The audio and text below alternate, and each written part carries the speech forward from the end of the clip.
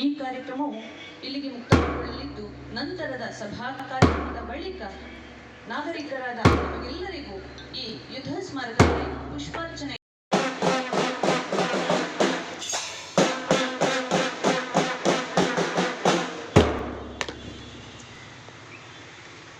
ಮುಂದೆ ಶ್ರೀಯುತರಾದಂತಹ ಶ್ರೀ ಮೋಹನ್ ಕೊಟ್ಟಾರಿ, ವೃತ್ತ ನಿರೀಕ್ಷಕರು, ಆರಕ್ಷಕ ಠಾಣೆ ಸುಳ್ಯ ಇವರಿಂದ ಮುಂದೆ ಶ್ರೀ ಎಂ ವೆಂಕಪ್ಪಗೌಡ, ಮಾಜಿ ಅಧ್ಯಕ್ಷರು ಹಾಗೂ ಸುಳ್ಯ ಇವರಿಂದ ಗೌರವಾರ್ಪಣೆ.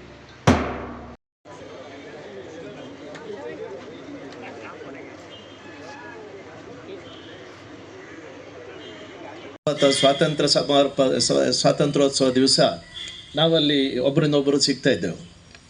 ನಮ್ಮ ಒಂದು ಸೈನಿಕರ ಒಂದು ಸ್ಮಾರಕ ಒಂದು ಮಾಡಬೇಕಲ್ಲ ಸುಳ್ಯದಲ್ಲಿ ಅಂತೇಳಿ ಹೇಳಿ ಭಾಳಷ್ಟು ವರ್ಷದಿಂದ ಮಾತಾಡಿಕೊಂಡು ಒಬ್ಬರಿಂದೊಬ್ಬರು ನೀವು ಮಾಡಿದರೆ ನಾನು 1 ಲಕ್ಷ ಕೊಡ್ತೇನೆ ಅಂತೇಳಿ ನಾನು ಹೇಳೋದು, ಅವರು ಸಹ ನಾನು 1 ಲಕ್ಷ ಕೊಡ್ತೇನೆ ಅಂತೇಳಿ ಹೇಳೋದು.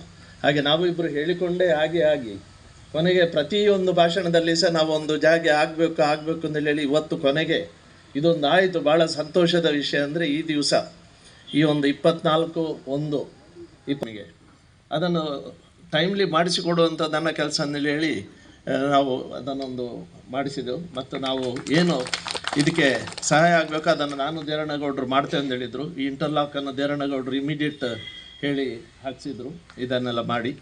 ಮತ್ತು ಈ ಒಂದು ಇದಾಗ್ತದೆ ನನಗೆ ಮನೆಯಿಂದ ಎದ್ದ ತಕ್ಷಣ ಕಾಣೋದು ಈ ಸ್ಮಾರಕ. ಅದರಿಂದಾಗಿ ಅದಕ್ಕೆ ಏನಾದರೂ ತೊಂದರೆ ಆದರೆ ನನಗೆ ಫಸ್ಟ್ ಕಾಣೋದು, ಬಹುಶಃ ಇಲ್ಲಿಯವರಿಗೂ ಕಾಣುತ್ತದೆ.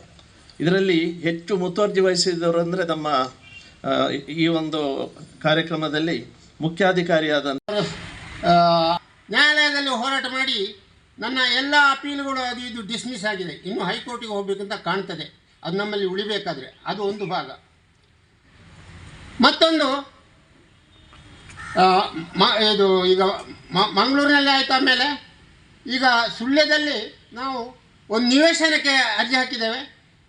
ಅದು ನಾನು ಈಗಾಗಲೇ ಅವರಿಗೆ ನಮ್ಮ ತಹಸೀಲ್ದಾರರಿಗೆ ಹಸ್ತಾಂತರ ಮಾಡಲಿಕ್ಕಿದ್ದೇನೆ.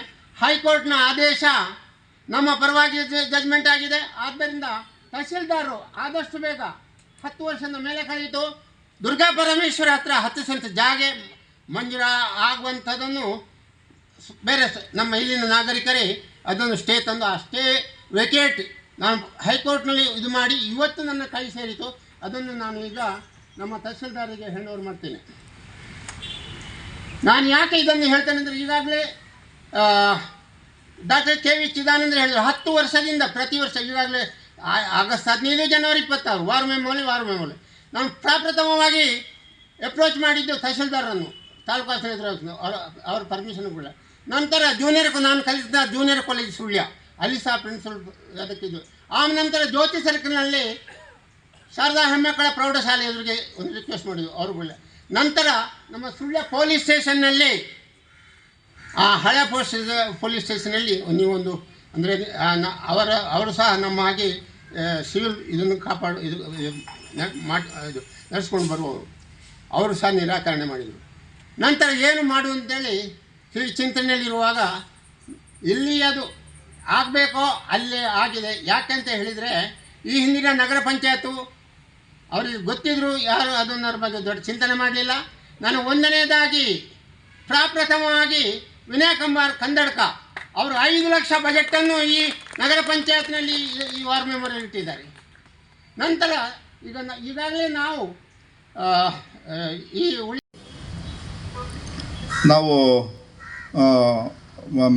ಪೆರಡ್ಗೆ ಹೋಗಿ ನಿಂತಾಗ ನಮ್ಮನ್ನೆಲ್ಲ ಮೇಲಿಂದ ಕೆಳಗಡೆ ಅವ್ರಿಗೆ ಗಮನಿಸೋರು.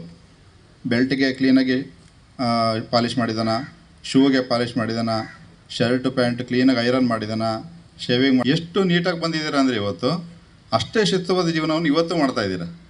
ಅದು ತುಂಬ ಖುಷಿಯಾಗುತ್ತೆ. ಇವತ್ತು ಕ್ಲೀನಾಗಿ ಶೇವ್ ಮಾಡಿದ್ದೀರಿ, ಒಳ್ಳೆಯ ಬಟ್ಟೆ. ಅದು ಸೈನಿಕರ ಲಕ್ಷಣ. ಇದು ನಿಜವಾಗ್ಲೂ 140 ಕೋಟಿ ಜನರಿಗೆ ನೀವು ಇವತ್ತು ಸಹ ನೆರಳು ಕೊಡ್ತಾಯಿದ್ದೀರಿ.